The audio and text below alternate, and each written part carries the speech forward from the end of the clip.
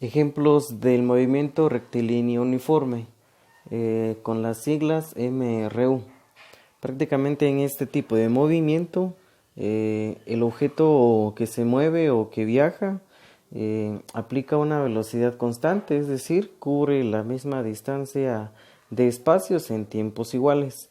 Prácticamente esto recae a la alusión que hacíamos en el video anterior sobre rapidez y velocidad, distancia y desplazamiento. En este caso vamos a calcular el primer ejemplo, que dice de la siguiente manera: calcular la velocidad de un cuerpo que recorre una distancia de 300 metros en 2 minutos. Para esto entonces hagamos una clasificación de los datos y de la incógnita que me están preguntando. En este caso los datos tenemos la distancia o la posición que alcanzó el cuerpo, que son de 300 metros en un tiempo de 2 minutos. Ahora bien, las dimensionales de la velocidad, si se recordarán, viene siendo a segundos. Entonces los 2 minutos la tendremos que convertir a segundos. En este caso, en un minuto alcanzan 60 segundos por 2 minutos, o sea que estamos hablando de 120 segundos. Y prácticamente la incógnita que me están preguntando, la velocidad.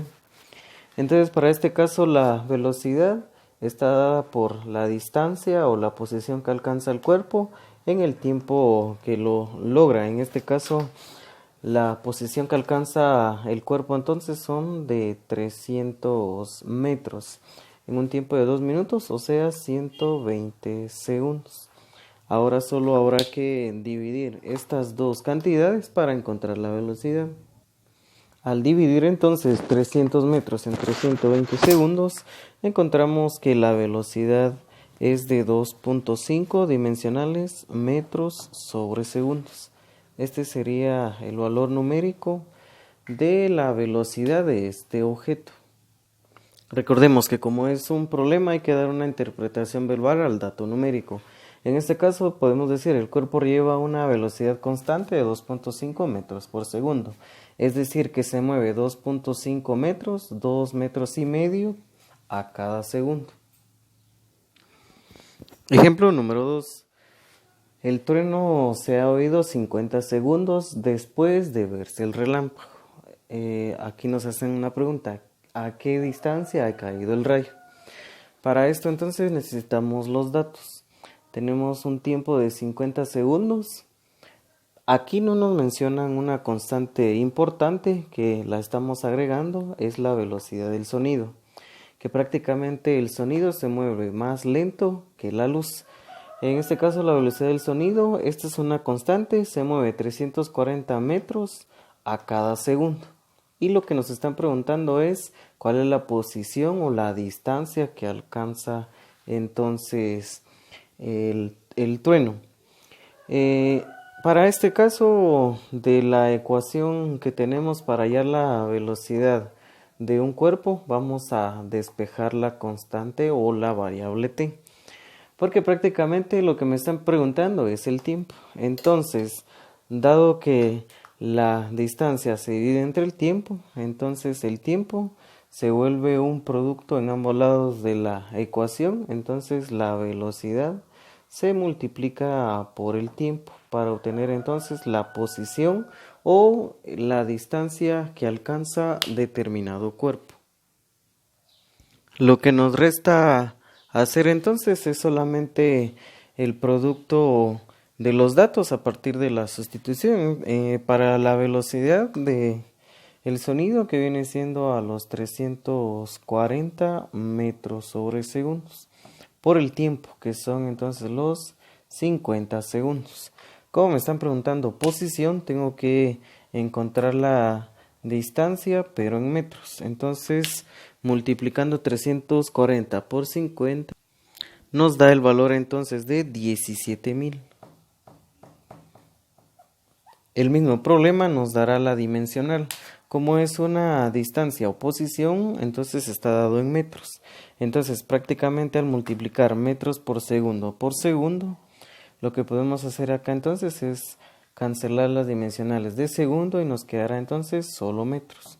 Entonces, ¿a qué distancia caerá el rayo a 17.000 metros. No se les olvide dar la interpretación verbal al dato numérico. El rayo caerá a 17.000 metros. Ejemplo 3, que dice de la siguiente manera: el sonido se propaga en el aire con una velocidad de 340 metros por segundo. ¿Qué tiempo tardará en escucharse el estallido de un cañón situado a 1.7 kilómetros? En este caso vamos a cambiar en cierta manera la solución, ya no haciendo una lista de datos, sino más bien haciendo un bosquejo.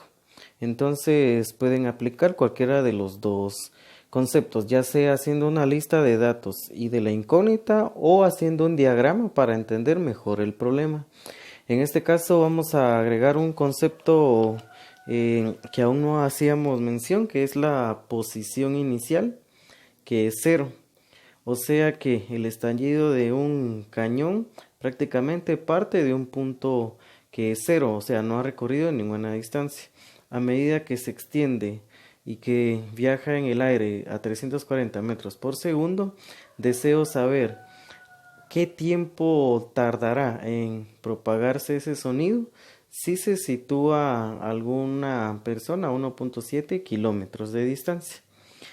Como las dimensionales son metros por segundo, entonces lo que tengo que hacer es convertir los kilómetros a metros. Para este caso hacemos la pequeña conversión, 1.7 kilómetros por este factor unitario, diciendo que 1000 metros es lo mismo que 1 kilómetro. Entonces, anulando las dimensionales de kilómetros, prácticamente tengo que multiplicar 1.7 por 1000 y eso me da como resultado 1700 metros, o sea que la posición va a ser 1700 metros. Ahora bien, de la ecuación de la velocidad con que se mueve algún objeto, necesito ahora conocer la variable t, o sea que despejo t. Entonces en este caso t es un denominador, entonces se multiplica en ambos lados. Quiere decir que la velocidad se va a multiplicar entonces por el tiempo. Y esto es igual entonces a la posición. Pero necesito el tiempo, o sea que tengo que quitar la velocidad. Si la velocidad es un factor o es un producto con t, o sea que para calcular t es tomar la distancia y dividirlo entonces entre la velocidad con que recorre el objeto. O sea que esta es la ecuación que vamos a utilizar para resolver el problema. Sustituyendo los datos entonces tenemos que la posición a la que llega el sonido es de 1700 metros, dividido entre la velocidad del sonido, que ya lo habíamos mencionado con anterioridad, son 340 metros sobre segundos. Entonces solamente divido 1700 entre 340 y eso me va a dar como resultado 5. Pero como es tiempo, entonces me quedaría con el término de segundos.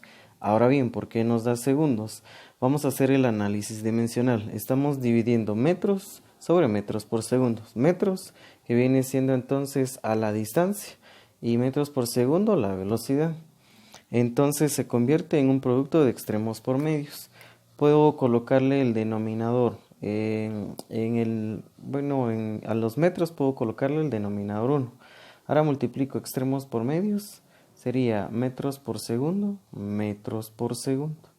Divido entonces producto de los medios, 1 por metro, me queda metro. ¿Cuál es el factor común? Metro. Entonces al cancelar metros me va a quedar entonces solo segundos. Por eso es que el tiempo está dado en segundos. La interpretación entonces sería: el estallido se escuchará 5 segundos después de hacer alusión a la parte inicial de donde se propaga.